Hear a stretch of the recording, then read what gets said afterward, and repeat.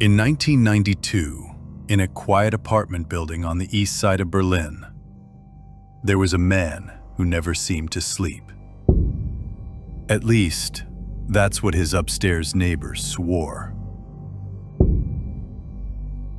The neighbor's name was Lucas. He was in his 20s, worked long hours, and often came home late at night. But no matter what time it was, 2 in the morning, 4, even 5, the apartment directly below his always had its lights on. At first, he thought nothing of it. Maybe the guy worked night shifts. Maybe he had insomnia.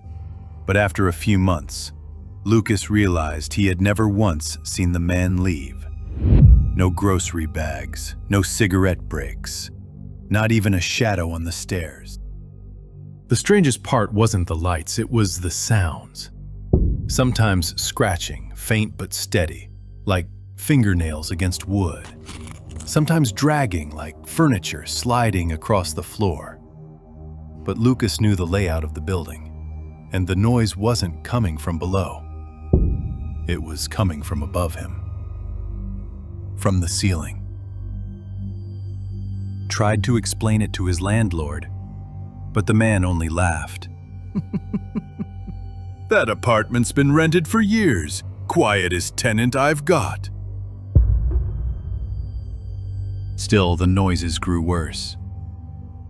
One night, Lucas woke at 3:17 a.m. to heavy footsteps. Slow, deliberate. They moved across his ceiling, stopped directly over his bed, and stayed there.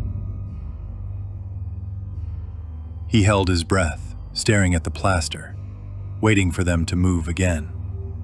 They never did. The next morning, the lights downstairs were still on. Eventually, Lucas decided to knock on the man's door. He rehearsed what to say. "Sorry to bother you, just checking if everything's okay." But when he stood outside the apartment, his courage faltered. The door was old, the paint peeling. From inside came the faint hum of electricity, like a television with no channel. He raised his hand to knock, and then froze. "Don't look down."